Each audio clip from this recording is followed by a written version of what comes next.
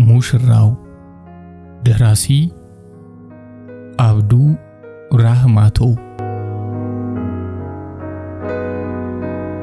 አሸኟትም ሞይ መሄዱ አይደለም ሞይ አሸኟትም ሞይ መሄዱ አይደለም ሞይ። ትንሿ መንደር ገና እንደደረሰ ከተሳፈረበት አውቶቡስ ሳይወርድ በጨረፍታ ይሰማው የነበረው ዜማ ከመኪናው ሲወርድ እውን መሆኑ ለይቶ ታወቀው። የአንዷን መሪ ቃል ተቀብለው የሚያዜሙት የአጃቢዎች ድምጽ ከከበሮው በልጦ ጎልቶ ለመሰማት የልጃገረዶችን ላንቃ ሰንጥቆ ሲወጣ የትንሿን መንደር ወርድ ዘልቆ ከራስጌ ከተንጣለለው ተራራ ጋር እየተጋጨ 2-3 ያስተጋባል። 1-2-3 እየሆኑ ፈንጠር ብለው የተሰሩት ባለቆርቆሮ ልባስና የሳር ክዳን ያላቸው የመንደሩ ዛኒጋባዎች ከወደ ዳር የተጣለውን ድንኳን መጋረድ የሚያስችላቸውን ያህል የበዙ ስላይደሉ ዳሱን የተመለከተው ከመለስተኛው አውቶቡስ ሳይወርድ ነበር። ቸኮላታ የማታ ማታ አለ ፍቅሩ ከመኪናው እንደወረደ። እንደ እንኳን ደህና መጣ የተቀበለውን ዜማ በልቡ እየደገመ ማለዳ ፀሐይ ጮራዋን ስትፈነጥቅ ከዋናው ከተማ ተነስቶ የጀመረው ጉዞ የማታ ማታ ካሰበበት አዝልቆት በቸኮላታ ተቀበለው። የማን ሰርግ ይሆን አለ ራሱ ለራሱ መልሱን ይሰጥ ይመስል። በትንሿ መንደር ከትንሽ እስከ ትልቁ ነዋሪ ያውቀዋል። እንኳንስ ዓመት ኖሮበት ይቅርና ያኔ ገና በመጣ በማግስቱ ነበር መንደሬው ሁሉ ያወቀው መምህር ፍቅሩን። ቲቸር ሻንጣውን ለያዝሎት አለው አንድ ታዳጊ ወጣት ከአንድ ዛኒጋባ በረንዳ እየሮጠ መጥቶ።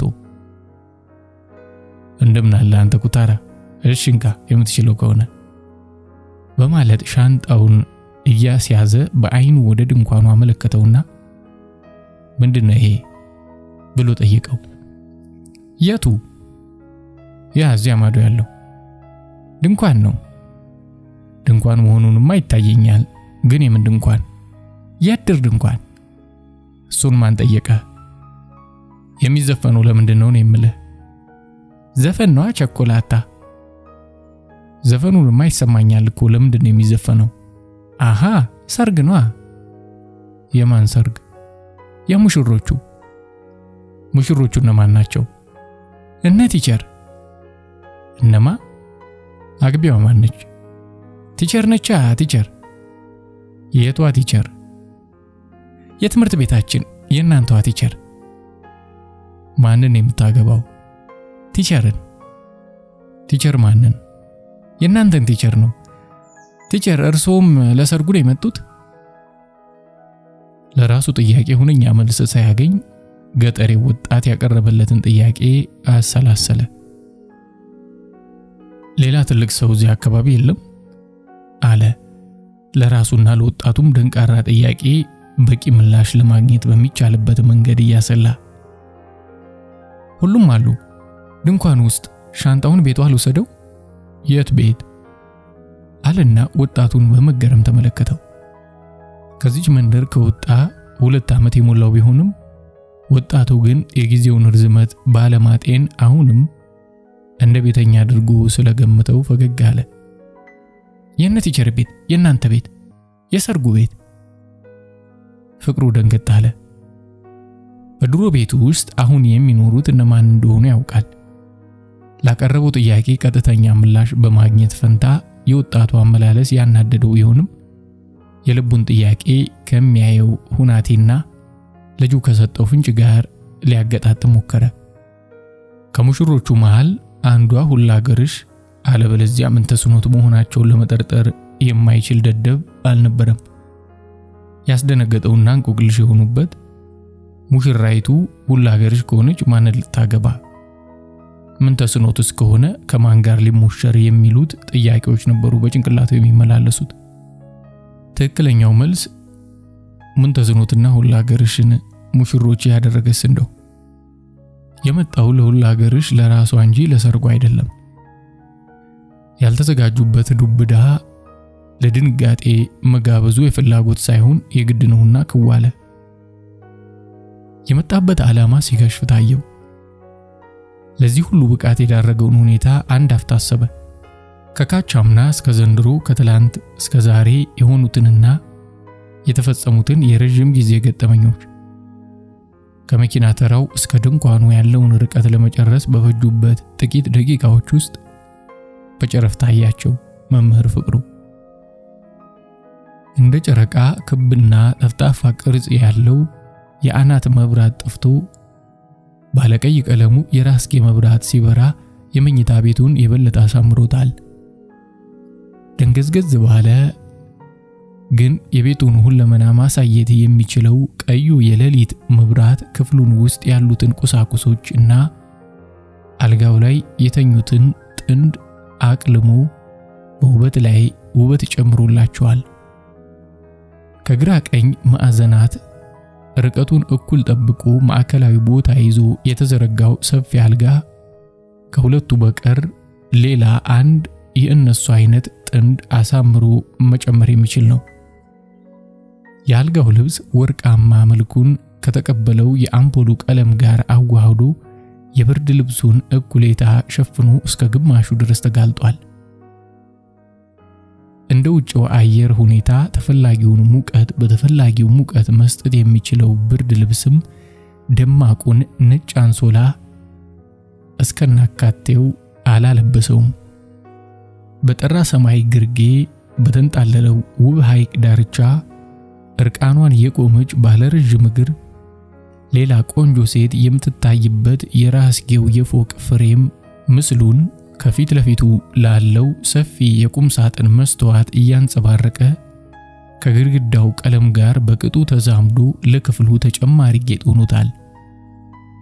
በተጨማሪ ከግድግዳው ጥግ እስከ ጥግ የሚደርሰውን ባለ ብርጭቆ መስተዋት መስኮት ሙሉ ለሙሉ የጋረደው የሐር መጋረጃ የመኝታ ክፍሉ ልዩ ውበት ነው።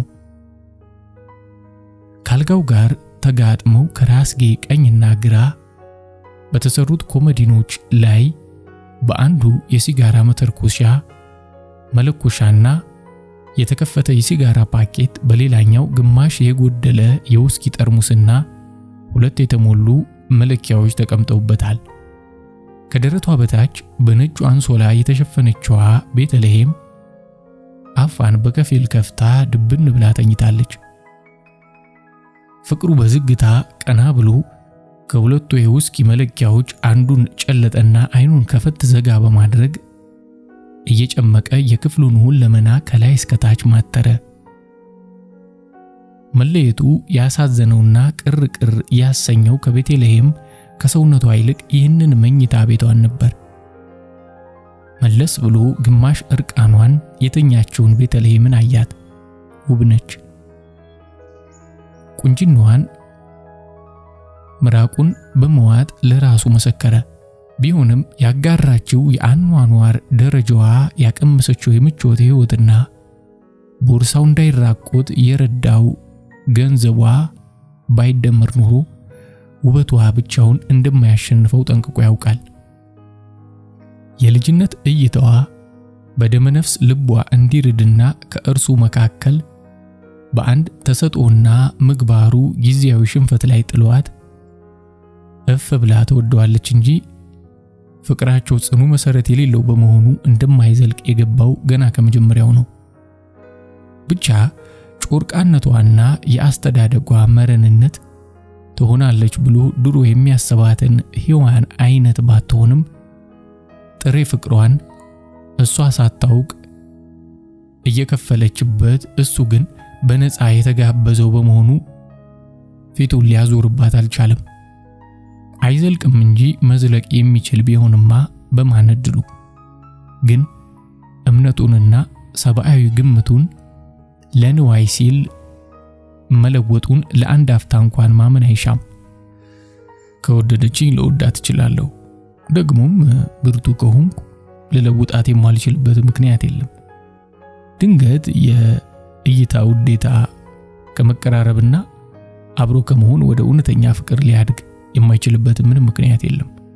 ደግሞስ በወግ ከተገራች በቅጡ ካስተዋለችና ከፍቅረ ነዋይ ይልቅ በጎ ምግባርን እንድትመርጥ ከተደረገ አእምሮዋ በመልካም ሊታነጽ የማይችልበት ምንም ምክንያት አለ በማለት ራሱን እየሸነገለ ድርጊቱን ዘወትር ለመጠየቅ ይጥራል።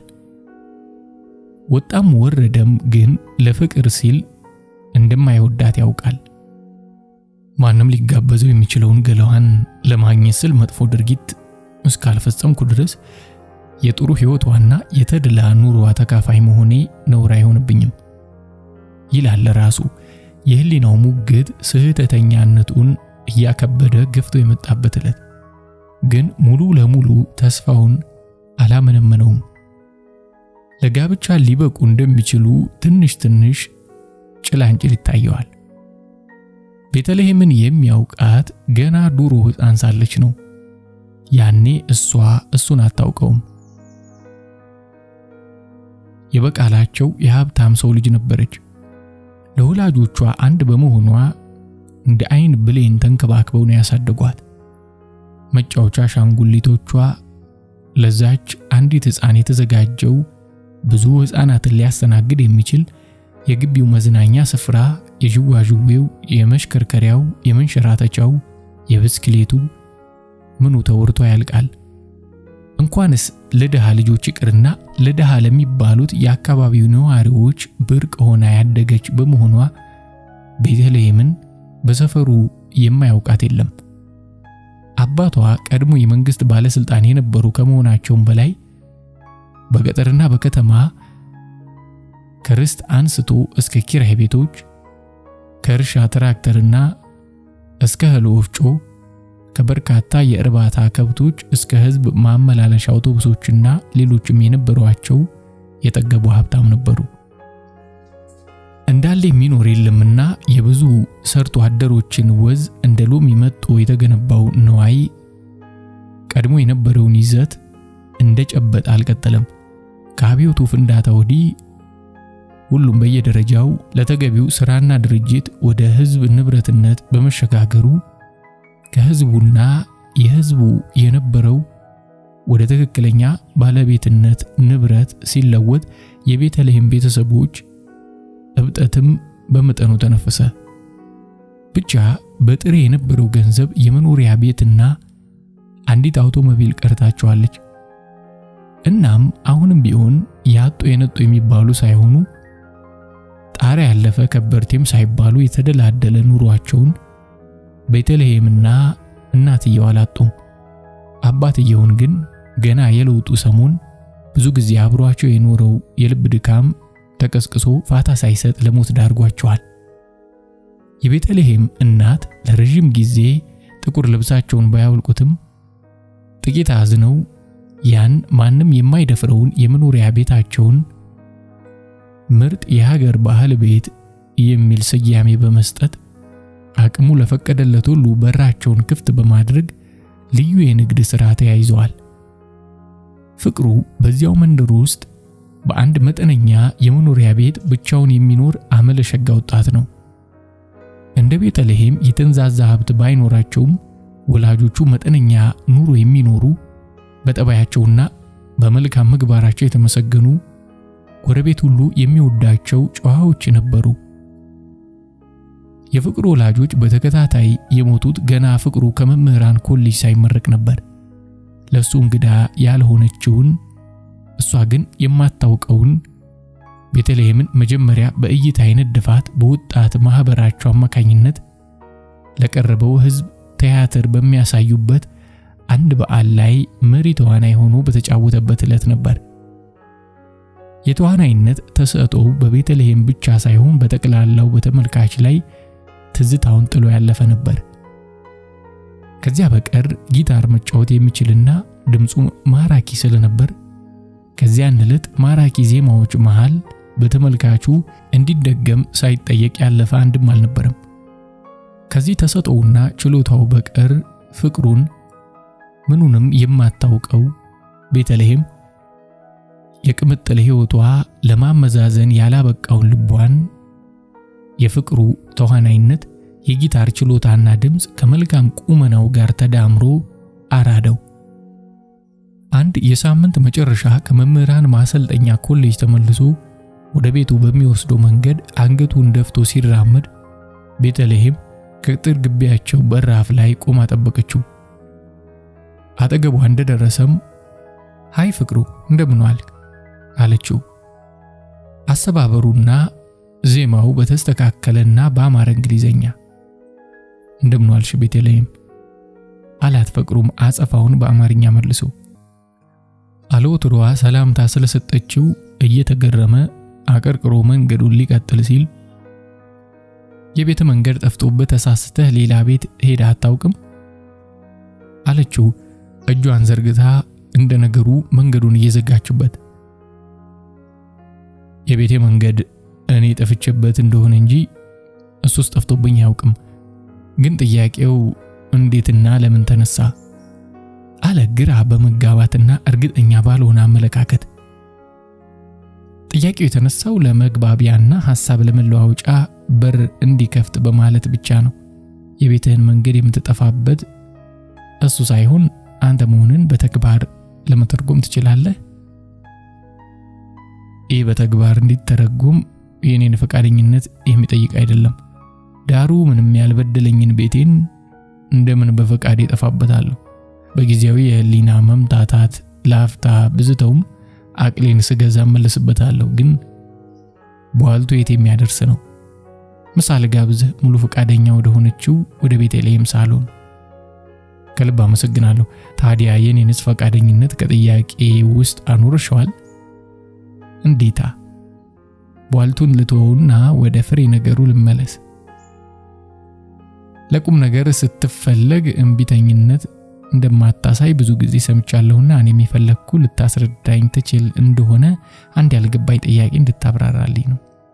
በመንደራችን ጥሩ ስነ ምግባር ከበሰለ ልቦና ጋር የተለገሰ አንዱ በመሆነ ምሁራዊ ምክር ብጠይቅ አታሳፍረኝም በሚል ነው። ርዕሱ ሊሰፋ ስለሚችልና በዚህ አጋጣሚ የምሳ ሰዓትም በመሆኑ እቤት ጎራ ብለህ እንድንወያይ ብዬ ነው አለችው።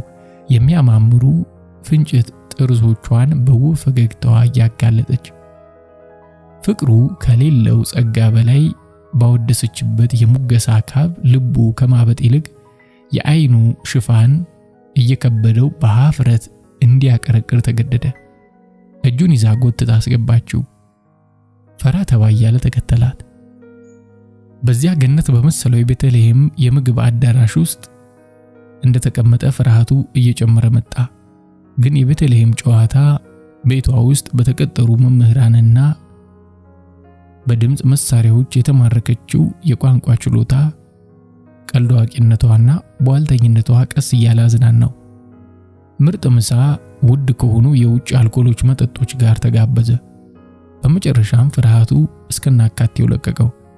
በተለይ የቤተልሔም ርዕስ እሱን በጣም ሊስበው የቻለ ኪነትና ስነ ጽሑፍ ነክ በመሆኑ ካስተዳደግ መረንነት የተነሳ ተራነች ብሎ የሚገምታት ቤተልሔም በኪነት መስክ የመጠቀች ሆና ስላገኛት እዚያ የቆየበትን እያንዳንዱን ደቂቃ ወደደው።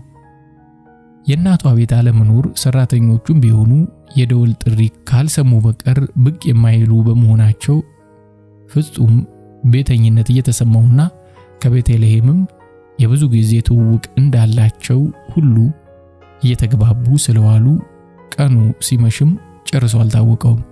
ሳያስበው ፉት የሚለው አልኮልም መጠኑ እየጨመረ በሄደ ልክ የራሱን ድርሻ ተጫውቷል። የተቀረው አላስቸገረም። ወደ መኝታ ቤቷ ሲገቡ አዲስ ነገር መስሎ አልታየውም። ከገዛ ቤቱ ውጪ ሌላ ሰው መኖሪያ ቤት መኝታ ላይ መውደቁም አልታሰበውም። ግራ መጋባት በሆነውና በተፈጸመው መደነቅ እና መገረም ህልም መስሎ በሚታይ እውነት ውስጥ መውደቁ ሌሊቱ እስኪነጋ ድረስ አልታወቀውም ነበር። ሳያውቀው የከረመ ረሃቡን ተወጣባት። እሷም የወረት ጥሟን ረካችበት።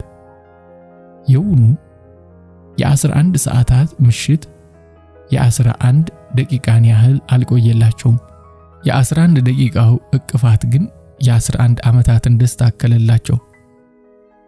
ለሷም ፍቅሩ በተከታዮቹ ዕለታት በድንገቴው ድርጊት ሸበብታ ላይ እወድቃለሁ ብሎ እንደሰጋው ተሸብቦ አልቀረም። ይልቁን ውስጣዊ ግፊቱ እየበረታ እናቷ ሳይቀሩ ለተመልካች ሁሉ ደንታ ቢስ በመሆን ሳሎንና መኝታ ቤቷን አዘወተረው። ፋታ ስላልሰጠችው ፋታ ሳይሰጣት ስላዘወተራት በእድሜና በልምድ ያልሰከነ መላ አካሏን በቁጥጥሩ ስር አዋለው።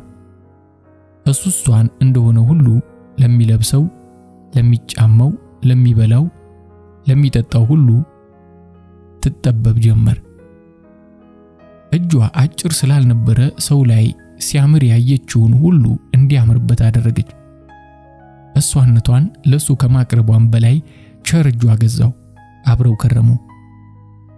እስከ ተመረቀበት ጊዜ ድረስ የነበረው የ8 ወር ዕድሜ የ8 ቀን ያህል ሳይሰማው አለፈ።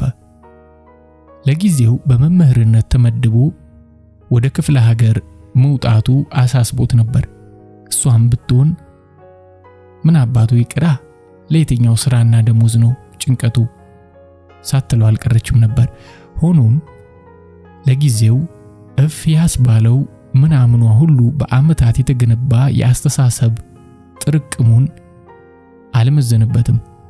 ራሱ አምኖበት መሄዱን የግድ አሳመናት። 1 ዓመት ማለት ከአንድ ሰው ዕድሜን በጣም አጭር ጊዜ እርዝማኔ ነው ብሎ አጽናናት።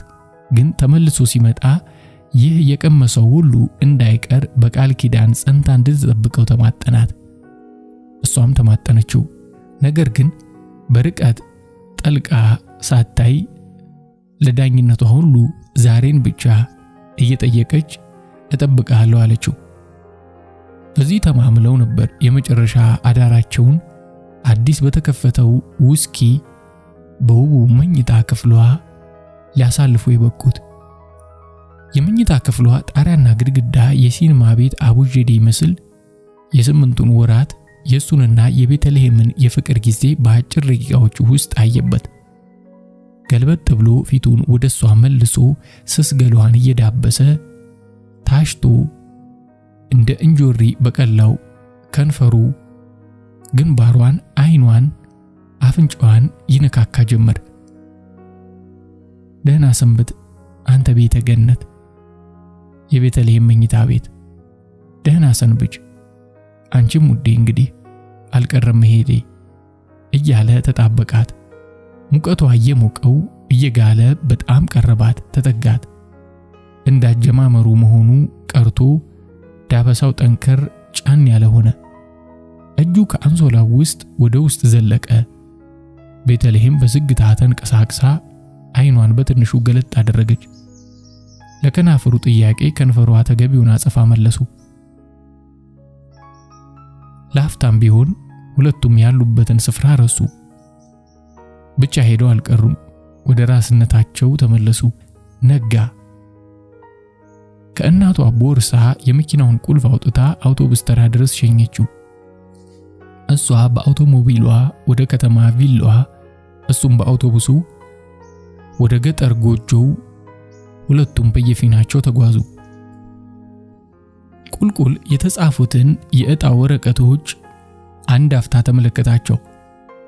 እንደ አዲስ አበባው ግን የዕጣው ጉዳይ አላሳሰበውም። ያን አስጨናቂ የነበረው የትኛው ክፍለ ሀገር እሄድ ይሆን የሚለው ነበር። ወደዚህ ክፍለ ሀገር ከመጣ በኋላ ግን ወደ የትኛውም አውራጃና ወረዳ ቢመደብ ግድ አልነበረውም። ሳያመነታ አንዱን ብድግ አደረገ። እፊት ለፊቱ የተቀመጡት ሰው ወረቀቱን ተቀብለው አነበቡት። ፊቱ ላይ ቅሬታ ባለማየታቸው እየተደነቁ የሚሞላው ፎርም ላይ የአውራጃውንና የወረዳውን ስም አሰፈሩ። መምህር ፍቅሩ ወደዚች መንደር መጀመሪያ የመጣው በዚህ አይነት ነበር። የወረዳዋ ከተማ አነስተኛ መሆን አላስጨነቀውም። የሚያስተምርበት ትምህርት ቤት ከመንደሩ የ3 ኪሎ ሜትር ርቀት ላይ የሚገኝ መሆኑም አላሳሰበውም። 1 ዓመት የአገልግሎት ዘመኑን እስኪጨርስ ድረስ ለወረዳውና ለአካባቢው ሕዝብ ሊያበረክት ስለሚችለው ድርሻ እንጂ ከአዲስ አበባ ከመውጣቱ በፊት ሲያስጨንቀው እንደነበረው ከዚያ ትልቅ ከተማ ወጥቶ ገጠርን መልመድ እንደምን ይቻላል የሚለውን እርግፍ አድርጎ የተወው ወዲያው ነው። ከተማዋንና ነዋሪዎቹን ሊለምዳቸው ብዙ ጊዜ አልፈጀበትም። ከአኗኗራቸው ዝቅ ማለት ከስልጣኔ ራቅ ብለው መገኘታቸው እንጂ በሰውነታቸው ሊቀርቡ፣ ሊወደዱ፣ ሊፈቀሩ የሚችሉ ሆነው ነው ያገኛቸው። ለአስተማሪነት የመጀመሪያ ጊዜው ቢሆንም ሙያውን ለመውደዱና ከተማሪዎቹም ጋር ጥሩ ዝምድና ለማትረፍ የወሰደበት ጊዜ አጭር ነበር። ከመምህርነቱ ጋር በመንደሩ የተከበረ ትልቅ ሰው ሆነ። በአካባቢው በልማትና በማህበራዊ ኑሮ እንቅስቃሴ ንቁ ተሳትፎ በማሳየቱ በአጭር ጊዜ ውስጥ በልጅ በአዋቂው ተወዳጅነትን አተረፈ። የወረዳው የመሰረተ ትምህርት ኮሚቴ ጸሐፊ ሆኖ ከመመረጡም ሌላ የወረዳው የልማት ኮሚቴ አባል አደረጉት። ሽማግሌው ወጣቱ ባልና ሚስቱም በተጣሉና ግጭት በተፈጠረ ቁጥር ለእርቅ ይጠራ ጀመር። ከ1 ዓመት ባልበለጠ ጊዜ ውስጥ በአካባቢው ትልቅ ሽማግሌ ሆነ። ወጣቱ መምህር ፍቅሩ እረግ አድባሪቱ ተቀብለህም የለ እንዴ አሉ አንድ አዛውንት የመጣ ሰሞን መንገድ ላይ አግኝተውት። እንዴት ማለት?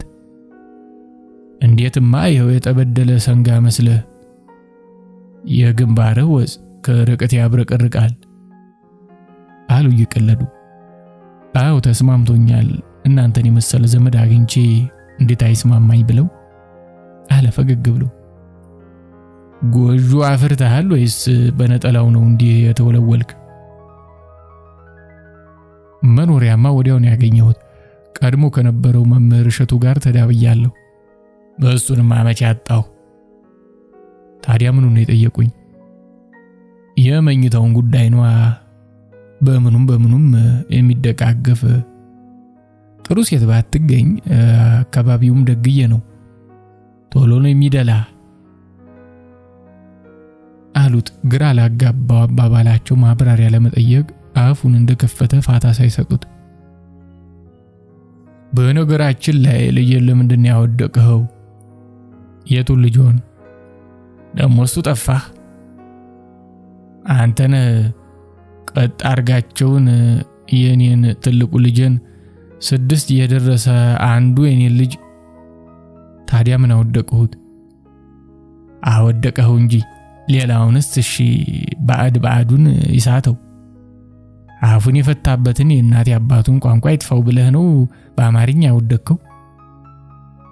ፍቅሩ የሚሰጠው መልስ ጠፋው።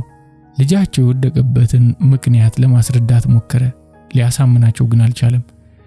ብቻ በጥሞና አዳምጠውት ሲያበቃ በልድ የግነው ለወደፊቱ አስጠነቅቀዋለሁ። አንተም ለቀቅ አድርገው። ታዲያ እንዳንዴ እኮ ስህተታችሁ የጉድ የሚያስተይ ነው። ይኸው በሙያዋ ንብ የተሰኘችው የእህቴ ልጅ ሙጭት እንኳን ባልትና ትምህርት ወደቀች ቢሉኝ የጉድ ነው ያልኩት። እህቴቱም በወጡም በፈትሉም በማድ ቤት ስራ የሚተካከላት የለም። ልጅቱም በዚህ ወጣ ነው መሰል ፈትላመነን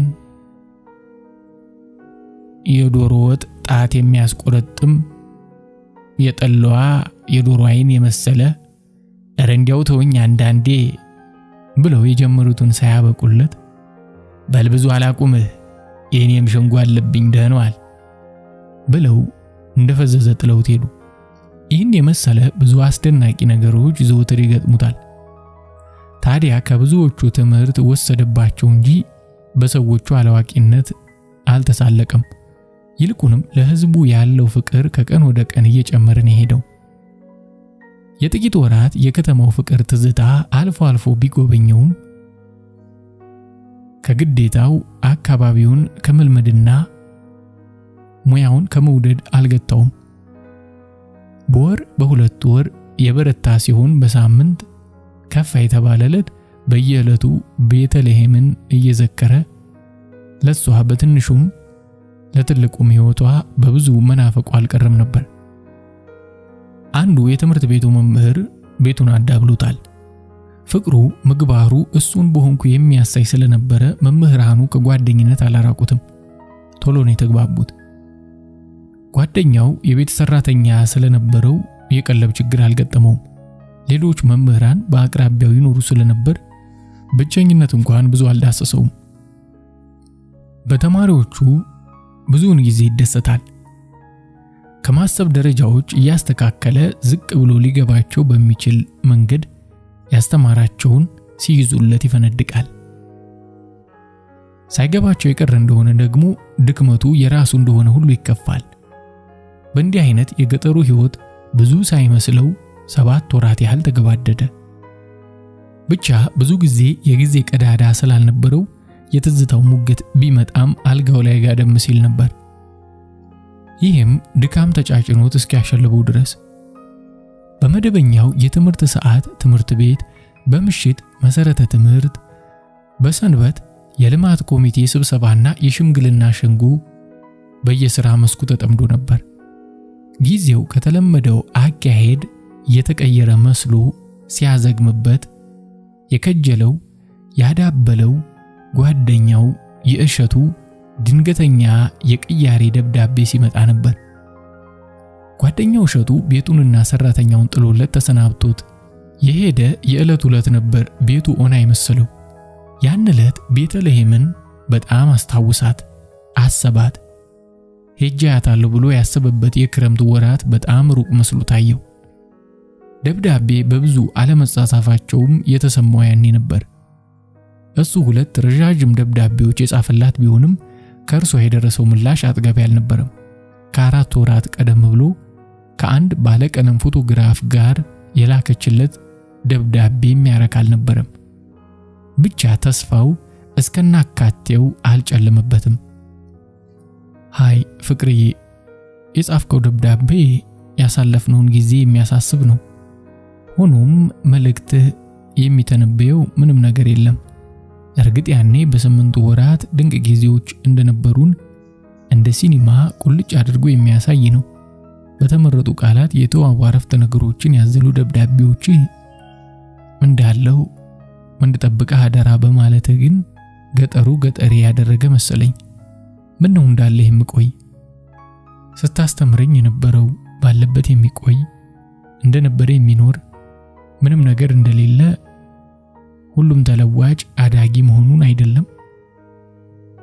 ታዲያ ብማርልህስ አይደለም ነው? ብማርልህ አባባሌ ከገባ ሰርዘኝ የሚል ነገር እንደሌለው ትረዳለህ። እና ወጣ ብዬ ለመማር አቅጃለሁ ፈረንጅ ሀገር። አንድ ጀርመን ኤምባሲ የሚሰራ ጀርመናዊ ለመውጣት እንድችል የሚረዳኝ መሆኑን ቃል ገብቶልኛል። ተሳክቶልኝ የሚሄድ ከሆነ ጽፍልሃለሁ። እስከዚያው ፎቶግራፌን እነሆ። ቤተልሔም ጉራማይሌ ነው የሆነችበት። መለዋወጥ መቀየር ከሆነም ቀደም ብሎ ይገምተው የነበረ በመሆኑ እስከናካቴው ቅስሙን አልሰበረውም። እንደ ነገሩ ቀናነት ያለውም ስለሚመስል የሚያጣት አልመሰለውምና ተስፋው አልሟሟም። ግን ደብዳቤውን ካገኘበት ዕለት ይልቅ ብዙ አውጥቶ ያወረደውና በነገሩ የተብከነከነው ጓደኛው እየተቀየረ ጊዜ ነበር። ሁኔታውን የሚያባብስ ነገር አላጣውም። ጓደኛውን መምህር እሸቱን በሸኘ ማግስት እቤት ሲገባ ሰራተኛዋ ዕቃዋን ቀርቅባ አያት። ግር ተሰኝቶ ጠራትና ምን ነው አላት። እንዴት ነው? ምን ነው? ዕቃሽን ቆጣጠርሽሳ? መሄዴ ነው። ከእንግዲህ ምን አደርጋለሁ? እንዴት ነው ምን አደርጋለሁ? እኔ እኮ ሌላ ሰራተኛ የለኝም። እሸቱ ይከፍልሽ የነበረውን እከፍልሻለሁ። እንዴት ይሆናል? እንዴት ነው የማይሆነው? አረ ነውር ነው ጌታዬ፣ ሰው እንዳይሰማ። ምኑ ነው ነውር? ሰርተሽ እየበላሽ አብይኝ ማለት። የገዛ ጓደኞትን ዝም ይበሉ፣ አገር ጉድ ይላል። አገር ጉድ የሚል አንቺን በገዛ ብሬ ልቅጠር ባልኩ። አሁን ከልቦ ነው? እንዴት ነው ከልቦ ነው ማለት? ጓደኛው የለመደውን ገላ ሲመኙ ገላው እሺ ይሎታል? ደነገጠ። ብዙ ግር የተሰኘ ይሁን እንጂ መጨረሻ ላይ አባባሏ ጥርጣሬ ላይ ጣለው። ይህን ሁሉ ጊዜ ሲቀመጥ ጠበብ ባለችው ክፍል ውስጥ እሱ ብቻውን፣ ጓደኛው ሰፋ ያለችውን ክፍል ውስጥ ከሷ ጋር መተኛታቸውን ከምንም ነገር ጋር አገናኝቶት አያውቅም ነበር። ለሰራተኛዋ ለብቻዋ አልጋ አለመኖሩን እንኳን አጢኖት አያውቅም ነበር። ይቅርታ የኔ እህት፣ አልገባኝም ነበር ሆይ አለ ትንሽ ሲያምንታ ቆይቶ በእጅታው ጫፍ ግንባሩ ላይ ጠፈፍ ያለውን ወዝ እየጠረገ። ግን 1-2 ቀን ሌላ ሰራተኛ ማለት የቤት ሰራተኛ እስካገኝ ለመቆየት ፈቃደኛ ብትሆኚ። አንጠልጥሎት ትክ ብሎ አያት። እንደ መሽኮርመምና እንደ ማፈር አይኗን ወደ መሬት ሰበር አደረገች። እሱስ ካልተሰማው መቼስ ምን ይደረጋል ይሁን አለች። በግራ እግሯ አውራ ጣት መሬቱን እየጫረች ሰውነቱን ያላወቀው ነገር ወረረው። ፈጠን ብሎም የለ እግዚአብሔር ይስጥልኝ ሂጂ፣ መሄድ ትችያለሽ። የቀረሽ ሂሳብ ካለ?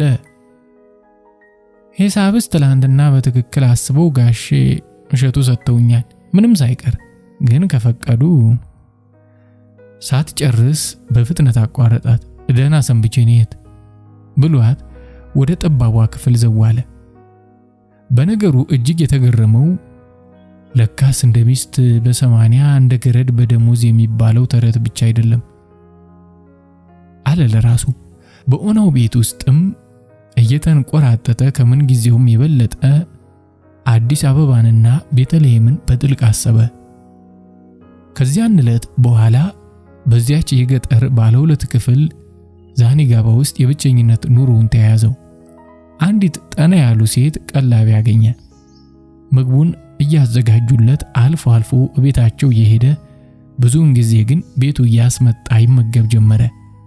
ቤቱን በማጸዳዳት ልብሱን በማጠብና በመላላክ የሚያገለግለው እርሱም በአንዳንድ ነገሮች የሚረዳው አንድ ተማሪ ወጣት ነበር።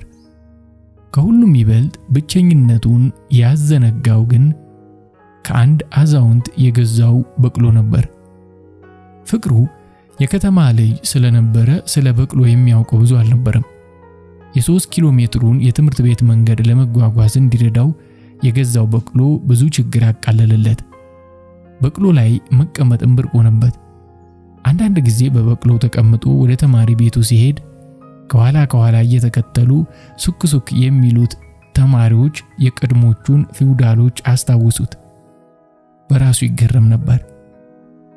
በተለይም ያ የሚላላክለት ተማሪ ለበቅሎ ሳርና መኖ እየሰበሰበ ያመጣለትና ድሮ ማድ ቤት ከነበረው ትንሽ ክፍል ውስጥ በቅሎ ሲያጋብሰው ማየቱና ጨህቱን መስማት ያዝናነዋል። መኪና ቢገዛ ይህን ያህል የሚደሰትበት አልመሰለውም። ይህም ቢሆን ብዙ አልቆየም። በቅሎ በተገዛ በ2 ወሩ መጀመሪያ ላይ ሆዱ እየተነፋ ህመም ላይ በመውደቁ መንቀሳቀስ ተሳነው። ፍቅሩ የሚይዝ የሚጨብጠውን አጣ። የበቅሎ ህመም የራሱ ህመም እንደሆነ ሁሉ ጭንቅ አለው። በመንደሩ ወዲያ ቢሯሯጥም በወረዳው የከብት ሐኪም ስላልነበረ መፍትሄ አላገኘም። መድኃኒት የተባለውን ስር ሁሉ ከዚያ ከሚላላከው ተማሪ ጋር በመሆን አጠጣው። አንድ የመንደሩ ሽማግሌ ሚጥሚጣ ጥሩ ነው በጥብጥና ጠጣው አሉት። ሚጥሚጣ ከቀላቢው ሴት ለምኖ በጣሳ ሙሉ በጥብጦ በትግል ለብዙ ሆኖ በቅሎውን አጠጡት። ሌሊቱን ሙሉ በቅሎ ሲያቃስት አደረ። ፍቅሩም የበቅሎውን የሲቃ ድምጽ እያዳመጠ እንቅልፍ ሳይወስደው ሌሊቱን አጋመሰ። የበቅሎ የሲቃ ድምጽ ጋብ ሲል ፍቅሩንም እንቅልፍ ጭልጥ አድርጎ ወሰደው። በበነጋታው ልብሱን ሳይለብስ ከነመኝታ ልብሱ ወደ በቅሎ ማደሪያ በፍጥነት ሄደ። የሰጋው አልቀረም። የትንሽ ጊዜ ጓደኛው በቅሎው ሞቶ አገኘው። ሰው ሞቶበትን ያህል አዘነ። ከኔ ጋር የቀረበና የተዛመደ አብሮኝ ላይ ዘልቅ የተከተለኝ ክፉ ጣይ ኑር ይሆን በማለት ተከዘ። የሁለተኛ ሴሚስተር አጋማሽ ላይ በሄደው እሸቱ ምትክ አንዲት ሴት መምህር ተመድባ መጣች። ለጊዜው ማረፊያ ስላልነበራት በእሸቱ ቦታ ከፍቅሩ እንድትዳበል ርዕሰ መምህሩ ፍቅሩን ጠየቁት። ፍቅሩም ሳያመነታ ፈቃደኛ ሆነ። ጠባዩዋን ባያውቀውም አለቅት ተሰምቶት ለነበረው ብቸኝነት ማስታገሻ ትሆነኛለች በሚል ውስጡን ደስ ተሰኘ። እንዳሰበውም ሆነለት። ሁሉ አገርሽ ጸባዩዋ ሸጋ ነበር። ቁመኗ እንደ ዕድሜዋ ለጋ ቢመስልም አስተሳሰቧ የበሰለ በመሆኑ ከፍቅሩ ባህሪ ጋር መሳ ለመሳ ገጠመ።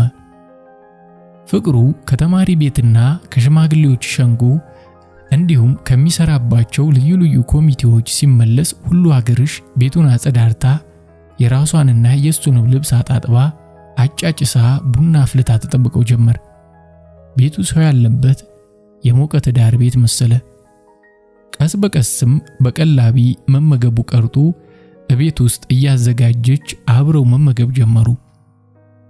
ቀን ሲሰሩት የዋሉትን ማታ ማታ በመወያየት በውጭና በቤት ሥራ በመተጋገዝ ለወረዳውና ለትምህርት ቤታቸው ልማትና መሻሻል በጋራ ሲያወጡና ሲያወርዱ እርሱ ስለ እርሷ እሷም ስለ እርሱ ሕይወት ሲጠያየቁና በገጠሩ የእሳት ዙሪያ ቀልድ እየተቃለዱ ትርፍ ጊዜያቸውን ሲያሳልፉ ለረጅም ጊዜ አብረው እንደኖሩ ሁሉ እየተዋደዱ በደስታ መኖር ጀመሩ። እንዲህም ሆኖ የመኝታ ሰዓት ሲደርስ እርሱ ከክፍሉ እሷም ከክፍሏ በየመኝታቸው ከመኮራመት በቀር የሁለቱን ክፍል መገናኛ በር ጥሶ ያለፈ አልነበረም።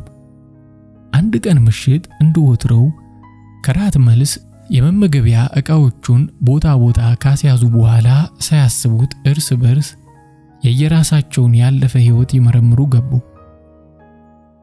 ነገርኩ እኮ ፍቅር ይዞኝ አያውቅም፣ ግን እናቴንና አባቴን ካልዳራችሁልኝ አላስቀምጥ ብሎ ያስቸግር የነበረው ሰው የሚፈልገውን ከኔ በማግኘቱ ወንድ አላውቅም አልልህም። ከእርሱም ጋር ቢሆን ፍቅር አልያዘኝም ነበር ነው የምትይው? ከሆነ የሚያስደብቅ ምክንያት የለኝም። እውነቱ ግን እንኳን ፍቅር ሊይዘኝ ያ ድርጊት በመፈጠሩም በዩ ላይ ነበር። እርግጥ ለቤት መምረጊያ ተቆልሎ የነበረው ጭድ ላይ ከጣለኝ በኋላ የሆነ ሁሉ ስሜት አላሳደረብኝም አልልህም። ያኔ የሰባተኛ ክፍል ተማሪ ነበርኩ። አየህ፣ እስከዚህ ነፍስ ያላወቀው ልጅ አልነበርኩም ማለት ነው። ታዲያ ጀንበራ ዘቅዝቃ አይን ያዝ ማድረግ ሲጀምር ከጓደኛዬ ቤት አጠናበት የነበረበትን ደብተር ይዤ ወደ ቤቴ ስመለስ ከጎረቤታችን ለቤት መምረጊያ በተከመረው ሳር ውስጥ ተደብቆ ኑሮ ዘሎ ሁለት እጄን ጥርቅም አድርጎ ይዞ ሳሩ ላይ ጣለኝ። ጉልበቱ አይጣል ነበር። ከሰው ጋር ሳይሆን ከእንስሳ ጋር የምታገል ነው የመሰለኝ። የሰውነቱ ግለት፣ የግንባሩ ወዝ፣ የትንፋሹ መሻከር፣ በዚያ ላይ ወገቤን ዙሪያውን ጥብቅ አድርጎ የያዘበት እጁ መጠንከር ተስፋ አስቆረጠኝ።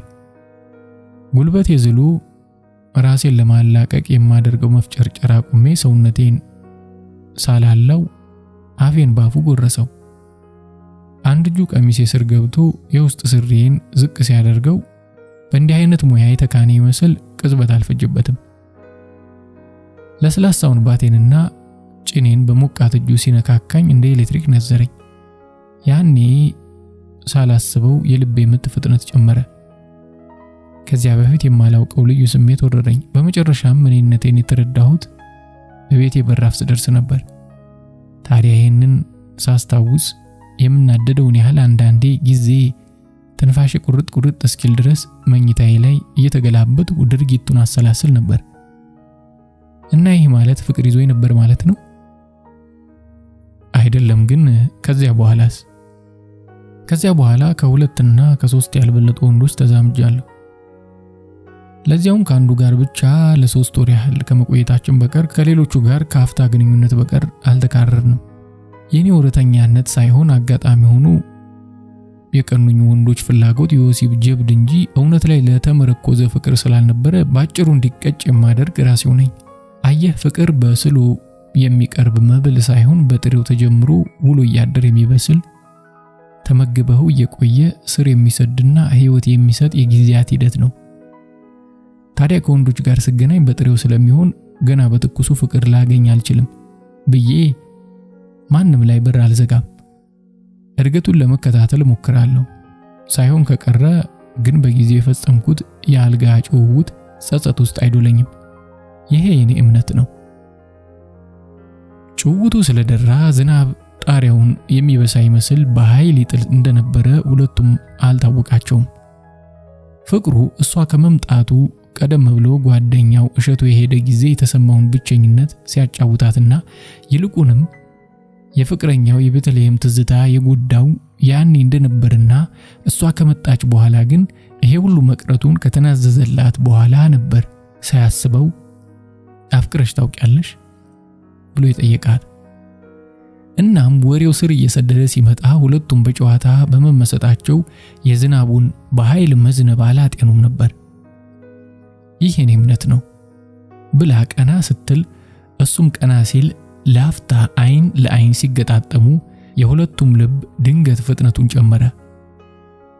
ነጎድጓዱ አጓርቶ መብረቅ ብልጭ ሲል በሩ አለመዘጋቱና ዝናብ በኃይል እየዘነበ መሆኑን ሲታወቃቸው ሁለቱም ተገረሙ። እየተሳሳቁ መዝጊያውን ለመዝጋት ሲነሱ ወጨፎ ከበሩ ዘልቆ ቤት መግባቱን ሲያዩ ተደነቁ።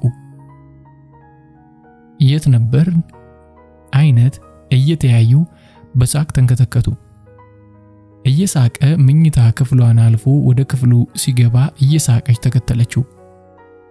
ሳይገባበዙ፣ ሳይጠያየቁ፣ ሳይተፋፈሩ በቁም ተቃቅፈው እንባ እስኪረግፋቸው ድረስ ተሳሳቁ። ሲስማት ሳመችው። የተቀረው ለሁለቱም ህልም የሚመስል ነበር። ልብሳቸው ወልቆ ከአልጋው ዳር ግራና ቀኝ ራስጌና ግርጌ ሲወድቅ አንሶላው ተገልጦ ውስጥ ሲገቡ ሙቀቱን እሷ እየፈለጉ ሲቀራረቡ ሙቀቱ ግለት ሆኖ መጀመሪያ ብርድ ልብሱ ከዚህ አንሶላው እርቃናቸውን ትቷቸው ሲወድቅ ሲገላበጡ እሱ ከግራ እሷ ከቀኝ እሷ ከግራ እሱ ከቀኝ ሲቀያየሩ አንዱንም አያውቁትም ነበር። ሁሉም ካበቃ በኋላ አንሶላውን ብርድ ልብሱን የወደቀውን ልብስ በቅጡ ካበጃጁ በኋላ እጅ ለእጅ ተቆላልፈው ለጥቂት ደቂቃ ያህል ተያዩ።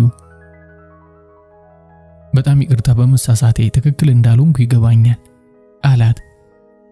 አልማዙ እንዳለቀ ቴፕ ሪከርደር በጎረነነ ድምጽ አብረን ከነበርንበት ቀን አንስቶ ካደረግነው ድርጊት ሁሉ እንደዛሬ ትክክል ሆነን አናውቅም አለች ፈገግ እያለች። ያላሰበው መልሶ አስደነቀው። የሚናገረው ጠፍቶት ግራ ሲገባው አይታ በመላ አካሉ መጫወት ጀመረች። በስስ ጣቶቿ ከራስ ፀጉሩ እስከ እግሩ እየዳሰሰች እንደገና ደሙ ሞቀ። እንደገና ህዋሱን አስፈነደቀች። እንደገና ሚዛኑን ለቀቀ። ሲያበቃ እሱም እሷም ተዳክመው እንደተቃቀፉ ድብን ባለ እንቅልፍ ተዋጡ። እናም ከዚያን ቀን በኋላ መኝታ ቤታቸው አንድ ሆነ። ፍቅሩ በሁሉ ሀገርሽ ውዴታ ቢዋጥም አልፎ አልፎ ግን ቤተልሔምን ማስታወሱ አልቀረም ነበር። ሁሉ ሀገርሽን እዚህ ገጠር እስከ ቆየ ድረስ እንጂ አዲስ አበባን ሲያስብ ከቤተልሔም ጋር ሊያመዛዝናት አልቻለም። ግን የወደፊት ትዳሩን ለመቀለስ በምግባርና በጨዋነት ሁሉ ሀገርሽ እንደምትበልጥና ፍቅሩም ንጹህና መሰረቱም ጠንካራ መሆኑን ቢያምንም በዘመናዊነትና በንዋይ ቤተልሔም እንደምትበልጥበትና የደስታ ኑሮዋም ተካፋይ መሆን እንደሚሻል በማሰብ ብቻ ሁሉ ሀገርሽን ለትዳር መቀበል አልቻለም። ሁሉ ሀገርሽ ግን የትዳር ጥያቄ ለጊዜው ባይነሳም በገዛ ራሷ ያስተሳሰብ ጥልቀት የምትተማመን በመሆኗ ፍቅሩንም የተገራና ልዝብ ሆኖ ስላገኘችው እየዋለ ሲያድር ራሱ ያነሰዋል የሚል ግምት ነበራት። ጊዜው እየገፋ በመሄድ የመጨረሻውን አጋማሽ ፈተና ከሰጡ በኋላ በየፊናቸው የመበተኛው ጊዜ የቀረበ ቢመጣም ስለ ትዳር ከሁለቱም አንድም ነገር ሳይነሳ በመቅረቱ ስጋት አደረባት። የትዳር ነገር አይነሳ እንጂ በዚያ የጋራ አልጋቸው ላይ ሲገናኙ ሁለቱም ረሃባቸው ያየለና ፍቅራቸውም የአውሬ አይነት የሚያብላላ ነበር። አንድ ቀን እኩለ ሌሊት ላይ ፍቅራቸውን አክትመው እጃቸውን ለእንቅልፍ ሊሰጡ ሲሉ ታዲያ ስለ ክረምቱ ምን አሰብክ አለችው ፈራ ተባ እያለች። ፍቅሩ ከሽልብታው መለስ እያለ አላት የሰማውን ጥያቄ እውነትነት ለማረጋገጥ እንዳልሰማ የሆነ። ክረምቱን የት ነው የምታሳልፈው አለችው በድጋሚ እየፈራች። ያው አዲስ አበባ ነው፣ እዚህማ ምን አለኝ ትምህርት ቤት ከተዘጋ። እሱማ እኔስ ምን አለኝ ከዚያ ያው እንደነገርኩሽ ዩኒቨርሲቲው ከተቀበለኝ ትምህርት ቀጥላለሁ። ከዚያ እንጃ ከዚያ ምን አውቃለሁ። እወድሃለሁ እኮ አለችው ወደ ነጥቡ ልታመጣው የምትችልበትን መንገድ እያሰበች። አውቃለሁ እኔም እወድሻለሁ አይደል? እንዴት አይደል ትጠራጠራለህ እንዴ? ኧረ እወድሻለሁ ታውቂዋለሽ ማለቴ ነው።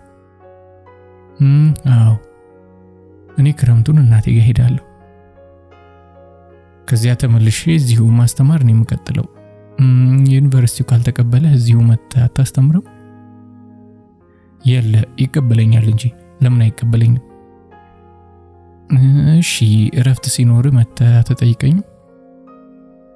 እጠይቅሽ ይሆናል። እንዴት ይሆናል? ግልጽ ሁንልኝ እንጂ።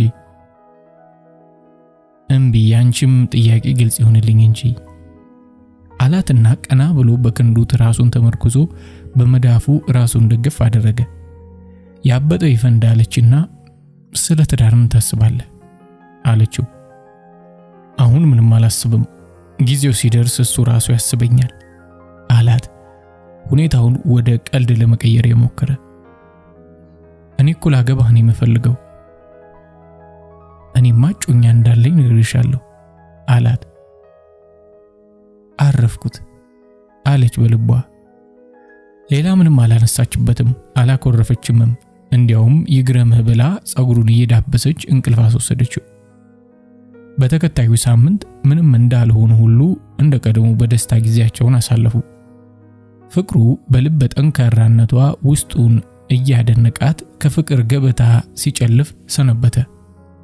ከመቼውም ይበልጥ ያን ሳምንት ገበያ የወጣ ሰው ይመስል ቤተልሔምንና ሁላገርሽን ሲመዝን ከረመ። ቢሆንም የአዲስ አበባ ልጅ ነውና የገጠር ኮንትራቱን የጨረሰ ስለመሰለው ለአዲስ አበባው አደላ። በእውነቱ እንደምትወደው የሚያረጋግጠውን ሁላገርሽን ለቀቅ አድርጎ በጥያቄ ምልክት ላይ ያለችውን ቤተልሔምን በሐሳቡ ጠበቅ አደረገ። የመጨረሻው ዕለት በወግ አውቶቡስ መሳፈሪያው ድረስ ሸኘችው። ካሁን እንባዋን ዘረገፈችው እያለ አይኗን ቢያይም በሐሰት ፈገግታ ተላብሳ በልበ ሙሉነት ሸኘችው። መኪናው የመንደሩን ወርድ ዘልቆ የገጠሩን ኮረኮንች ሲያያይዘው የእውነት ሐዘን ሰውነቱን ወረረው። እውነተኛዋ ወደ ኋላ ቀረች። አጠራጣሪዋ እፊት ለፊት ተጠብቀው ጀመር። አዘነ። ሁላገርሽ እቤቷ እስክትደርስ ድረስ መንገዱን እንዴት እንደጨረሰችው አላወቀችም። እየተጣደፈች ጓዳዋ ገብታ ከድንጋይ አልጋዋ ላይ ዘፍ እንዳለች የታመቀ እንባዋን ዝርግፍ አደረገችው። ገላጋይ በሌለበት ልቧ ውስጥ ለሚነደው እሳት ማጥፊያ ይመስል ከዓይኗ የሚወጣው እንባዋ እንደ እሳት አደጋ ደረቷን አረጠበው። እርሟን ስለመፈቀሯ ብታረጋግጥ የሚያፈቅራት ከፍቅር ይልቅ ለንዋይ ሲል ፍቅሩን ብቻ አስታቅፏት ፍቅሯን ብቻ ታቅፉ ሌጣዋን ጥሏት ኮበለለ። ያልታደለች የት ሄደች? አለች፣ ግን ከሰው ጋር ነች። ፍቅሩን የሚፈልግሽ በሉልኝ ብለናል፣ ግን አሁን አይመቸኝም፣ ከእንግዳ ጋር ነኝ፣ ነገ ብቅ በልበሉት ነው ያለችን። ከዋለ ድሮስ መቼ አጣሁት ብሎ አሰበ። ገና አውቶቡሱ ከበስተኋላው ሁላገርሽንና ያቺን የገጠር መንደር እየራቀ መሄድ ሲጀምር ነበር ስለ ቤተልሔም መጠራጠር የጀመረው።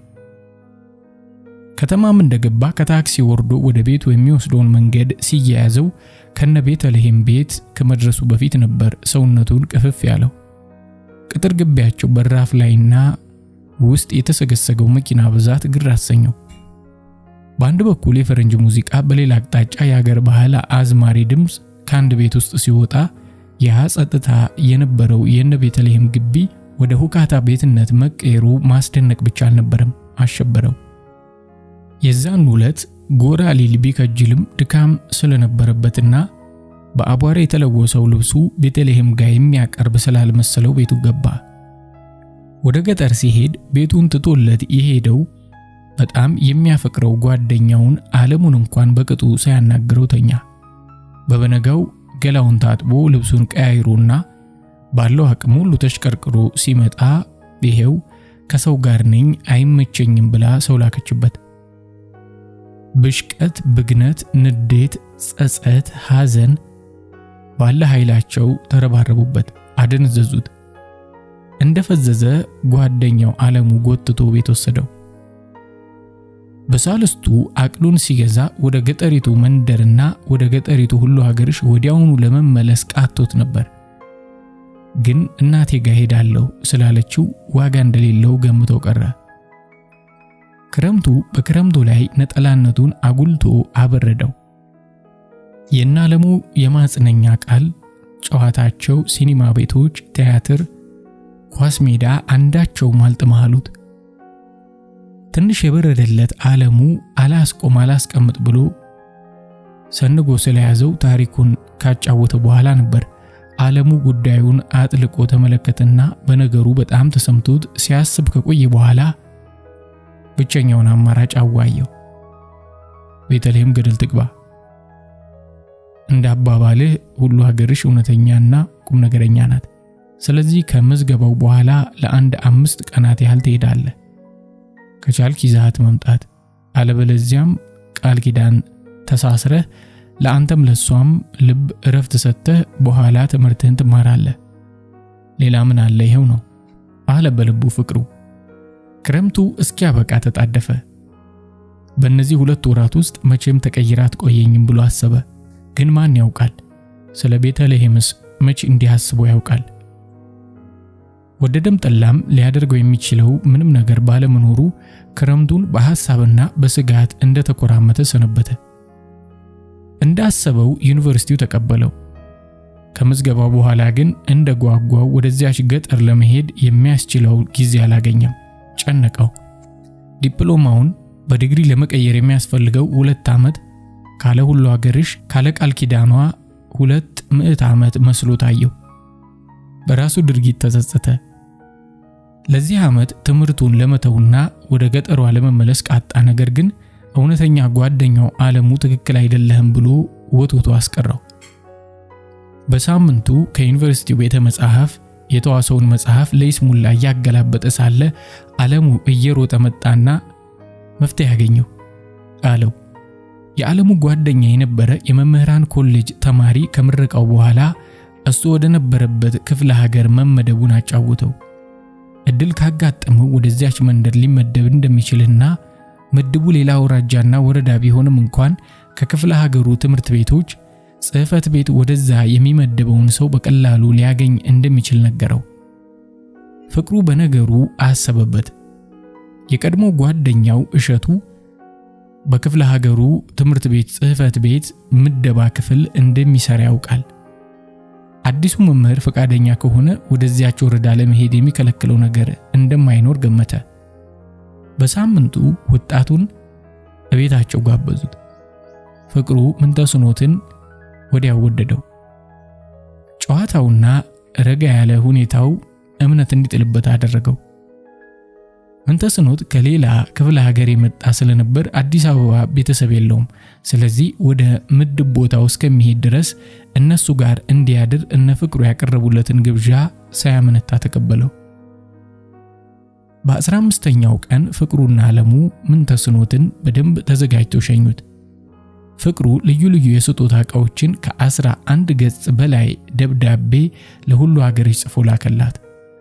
በ3ኛውም ቀን ክፍለ ሀገር ጽሕፈት ቤት ደውሎ ምንተስኖት ወደ ወረዳው ተመድቦ መሄዱን ሲሰማ የአይምሮ እረፍት አገኘ። ከፍተኛ ስጋት ሆኖበት የነበረው ደብዳቤ የሚያደርስለት ሰው አለማግኘቱ ሳይሆን የሚያምነውና ሁሉ አገርሽን የሚያሳምንለት ብሎም የ2 ዓመት ትምህርቱን እስኪጨርስ ድረስ በሐሳቧ ጸንታ እንድትቆየው የሚያደርግ ከጎኗ የሚቆምላት ጓደኛ ማግኘቱ ነበር። አሊያማ ደብዳቤ ለመጻፍ ይዘግይ እንጂ ፖስታ ቤትስ አለ አይደል? አብረው በቆዩበት 15 ቀናት ራሱ እንዳየውና የረጅም ጊዜ ጓደኛው ዓለሙም እንዳስረዳው ምን ተስኖት እምነት የሚጣልበት ስለነበር የልቡን ዘግዝቆ አጫወተው። ለሁሉ ሀገርሽ ራሱ ከጻፈላት ደብዳቤ በቀር በቃል ብዙ ነገር እንዲነግርለት አደራለው። ምን ተስኖትም በነገሩ አበክሮ ከማሰብ ያለፈ በእኔ ይሁንብህ ብሎ ስላጽናናው ፍቅሩ ጭንቀቱ በመጠኑ ለቀቀው። በወር ከግማሽ ከሁሉ ሀገርሽ የደብዳቤ ምላሽ አገኘ። ፖስታውን ቀዶ ቁራጩን ወረቀት ሲያየው ግን ደስታውን ወዲያው ሐዘን ዋጠው። ለ11 ገጽ ደብዳቤ ግማሽ ወረቀት ምላሽ ከአሉታ ሌላ ምንም ሊሆን አይችልም ብሎ አሰበ። ሃይ ፍቅሩ፣ እንኳን በደህና ደርሰህ ለከፍተኛ ትምህርት በቃ። በደብዳቤ አልተደነኩም። ከስሜትህ ጋር ግብግብ መግጠምን ያወቅኩት ቀደም ብዬ ነው። እንደምትወደኝ 11 ገጽ ሙሉ ድርሳነ ፍቅር መጻፍ አያስፈልግም ነበር። ድሮውኑ በደንብ አድርጌ ያውቃለሁ። ስሜትህን በውሳኔ መገደብህ ደስ ብሎኛል። በልበርታ። አሁን እረፍት አድርግና ትምህርትህን አጥብቅ። እኔም ለህሊናዬ እረፍት ሰጥቼ መምህርነቴን በቅጡ ተያይዤዋለሁ። ለምትወደውና ለምታፈቅረው ሕዝብ አገልጋይነት እንድትበቃ ቀልጠፍ በጀመርከው መንገድ ያለሁበትን አካባቢ ሕዝብ ባለኝ አቅም ለመርዳት እጥራለሁ። ቻው። ሁሉ ሀገርሽ። እወድሃለሁ የለ ያኔ እኔ ስሸሸው ገፍታ ያመጣቸው የትዳር ጉዳይ አልተነሳ። የደብዳቤዋ መልእክት ምንድነው? ግራ ተጋባ። አሁን እረፍት አድርግና ምን ማለት ነው? ለህሊናዬ እረፍት ሰጥቼ ትቼሃለሁ። ሌላ ላገባ ነው። ረስቼሃለሁ። ለህሊናዬ እረፍት ሰጥቻለሁና አንተም እረፈው ነው ነገሩ ወይስ ምንድነው? ይህን ቆቅልሽ የለ አባባሏ ወደኔ በመመለስ የአይምሮ እረፍት አግኝቻለሁ። እኔም ያንተ ነኝና የአይምሮ እረፍት አግኝ ማለቷ ነው። ከራሱ ጋር ብዙ ተሟገተ። ውሎ ሳያድር ጻፈላት። አልገባኝም፣ ምን ማለትሽ ነው? ይሆናል ወይም አይሆንም ብሎ ይሁን እንጂ ይሆናልም አይሆንምም የሚል መልስ ሳያገኝ ብዙ ጊዜ አለፈው። ዓመቱን ሙሉ በትምህርት ተወጥሮ ልቡ በሷ አባባል አሉታነትና አዎንታነት በሁለት ተከፍሎ የኔውም የአይደለም መልስ ሳያገኝ ጨረሰ። ህሊናው ነፃ ሆኖ ትምህርቱ ላይ ሙሉ ለሙሉ ማተኮር ሳይችል በመቅረቱ ያገኘው ውጤት አጥጋቢ አልነበረም። ይባስ ብሎ በክረምት እሷ ዘንድ እሄዳለሁ ብሎ ያወጣውን እቅድ ሲያከሽፍበት አንድ ኮርስ ክረምቱን መድገም እንደሚኖርበት ተነገረው። ለምረቃ የሚበቃው ነጥብ ለማግኘት በዚያ ኮርስ አማካይ ውጤት ማግኘት ነበረበት። በሚቀጥለው ዓመት የሚኖሩት የኮርሶች ክፍለ ጊዜ ፋታ ስለማይሰጠው ይህን ኮርስ በክረምት ካልደገመ በቀር በሚቀጥለው ዓመት ለምረቃ መብቃቱ የሚያጠያይቅ ስለሆነበት ቅስሙ ተሰበረ። ይህንኑ በመግለጽ ደብዳቤ ጽፎ እሷ እንድትመጣ ለማድረግ ሞከረ። ከወር በኋላ ያገኘው ምላሽ ግን እናቷ በጠና በመታመማቸው ወደዚያው ሄዳለች የሚል ነበር። ዓለሙ የጓደኛው ሁኔታ ስጋት ላይ ስለጣለው የውሸት ወሬ በመንገር በትምህርቱ እንዲበረታታ ብዙ ጥረት አደረገ። ሁሉ ሀገርሽ እንደምታፈቅረውና ትምህርቱን አጠናቆ እስኪሄድ ድረስ በቃል ኪዳን ጸንታ እንደምትጠብቀው ከእርሱ በቀር ሌላ የትዳር ጓደኛ ሊኖራት እንደማይችል ጓደኛ የምንተስኖት ጽፎልኛል እያለ ሐሰት የቀላቀለበት ማጽናኛ አከታተለበት። ፍቅሩ ሙሉ በሙሉ ባያምንም ትክክል ነው በማለት ትምህርቱ ላይ በማተኮር አሳለፈ።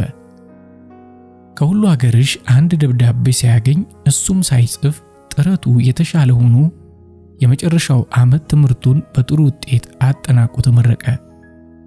በምረቃው ማግስት ሰክኖ የነበረው የሁሉ ሀገርሽ ፍቅር እንደገና በልቡ ላይ ተንተከተከ። ከሁሉ አስቀድሞ የሚመደብበትን መስሪያ ቤት ከመስማቱ እንኳን በፊቱ ወደ ሁሉ ሀገርሽ ለመክነፍ ይጣደፍ ጀመር። ግን አንድ ነገር ግራ ገብቶት ነበር፣ የዓለም ሁኔታ። ዓለሙ ከምረቃው በኋላ የራሱ የሆነ ምስጢር ያዘለ ይመስል ስለ ሁሉ ሀገርሽ ሲወራ ቀዝቀዝ ይልበት ጀመር። በሌላ በኩል ብር ብድር ሲሯሯጥ፣ አዲስ ልብስ ሲገዛና ሲዋስ፣ ገበያ ሲወጣና ወዲያ ወዲህ ሲል ሲቅበዘበዝ አየው። ምኑን አለ ዓለሙ? ይህን ሰሞን የገጠመ ምንድነው?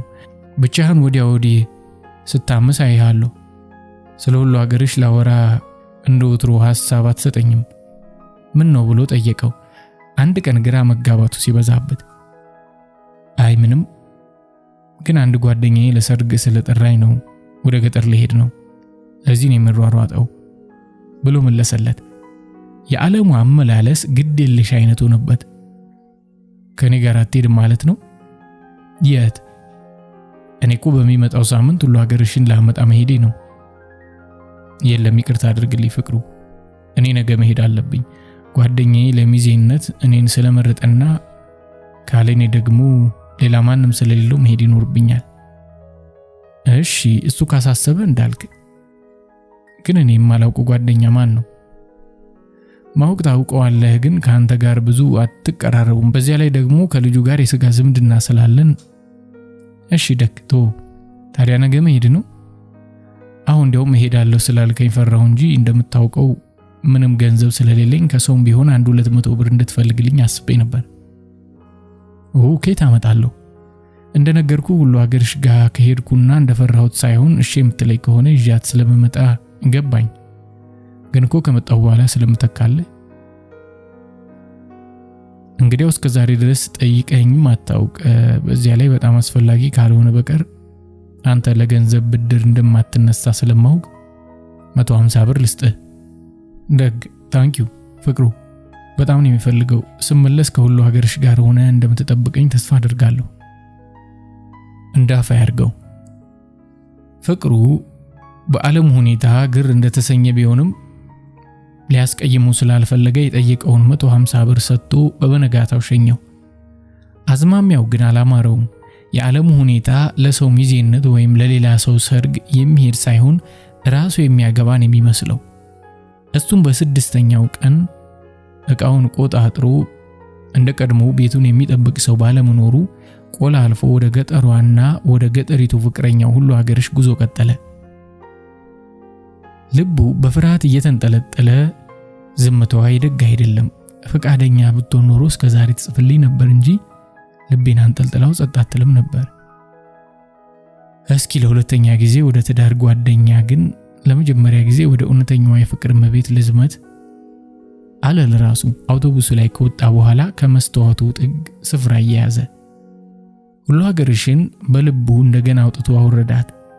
በዚያ በድሮ ቤታቸው ውስጥ ብቻዋን ትኖር ይሆን ወይስ ሌላ ደባል ገብቷል? ከገባስ ምን አይነት እንስት ወይስ ተባዓት? ተባዓት ከሆነ የእንግዳው ድንበር ተጠብቆ ይኖር ይሆን? አንድ የኃይለኛው ዝናብ ምሽት ከሁለት አንዳቸውን ድንበር ላለማሳቱ ምን ዋስትና አለ? ልክ እንደ ያኔው ከኔ ጋር እንደነበረው ልቡ በቅናት እየተቃጠለ ሊሆን ይችላል ብሎ ቢገምትም አሰላሰለ። እሱና እሷ በዚያን የዝናብ ዕለት ማታ የሆኑትን የሰሩትን ሲያስታውስ በዚያ መኝታ ላይ በእሱ ፈንታ ሌላ ሰው ለሱ የጋበዘችውን ገላና ፍቅር ሲጋበዝ በሐሳበ ህሊናው ማየቱ አይምሮን ያሰቃየው። እሱ እንዲህ ሊሆን ወይም ላይሆን በሚችል ነገር ውስጥ አንጀቱ ሲቃጠል ሐሳብ ልቦናው በቅናት ሲነድ የተሳፈረበት አውቶቡስ ነዳጁን በከርሱ እያቃጠለ ሲነጉድ አይደርስ የለም የማታ ማታ ከትንሿ መንደር ደረሰ። ወደ ድንኳኑ የቀረበ ሲመጣ ቸኮላታ የሚለው የልጃገረዶች ዘፈንና የከበሮው ድምጽ ከተጓዘበት የ4 ዓመት ህይወት የሐሳብ ባህር አሽቀንጥሮ መለሰው። የማታ ማታ አለ ሻንጣውን የያዘለት ታዳጊ ወጣት። መኖሩን ዘንግቶት የነበረውን ወጣት ድምጹን ሲሰማ ልብ ብሎ አየውና ቀደም ብሎ አቅርቦለት የነበረውን ጥያቄ ትዝ አለው። ማናት አልከኝ? የምታገባው ሁሉ ሀገርሽ ትሆን?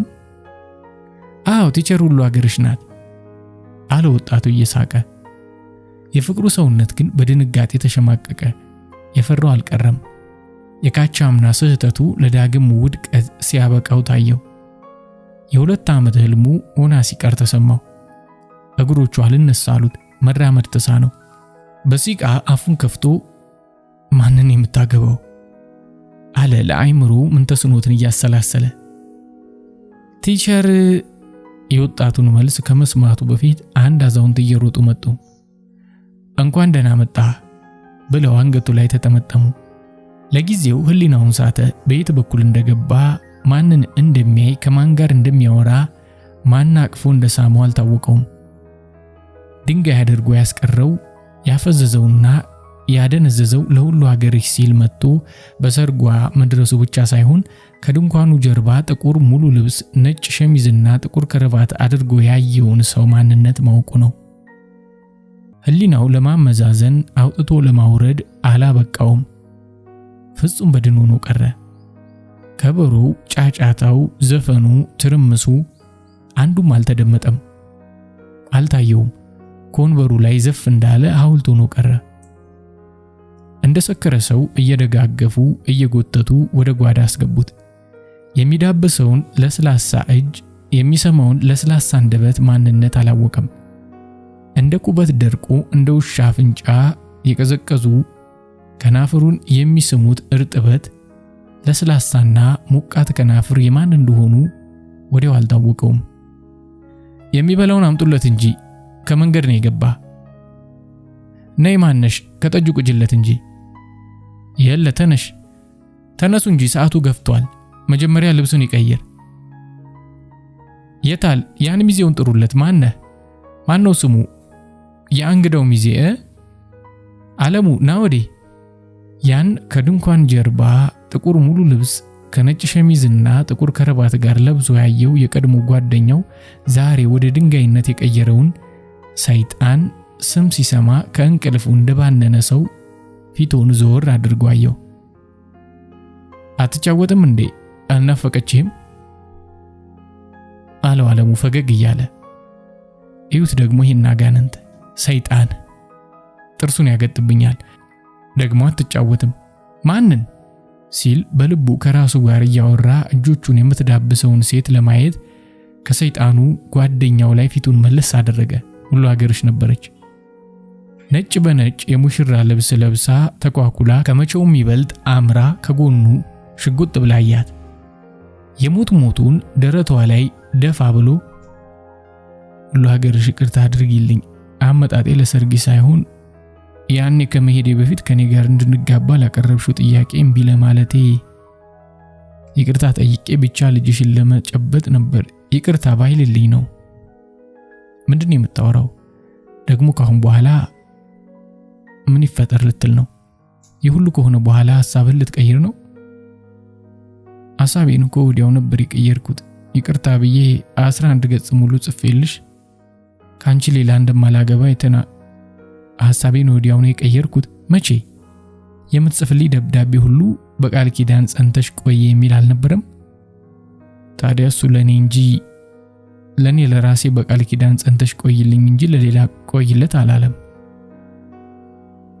ምንድነው የምታወራው? አለችው ግራ ተጋብታ።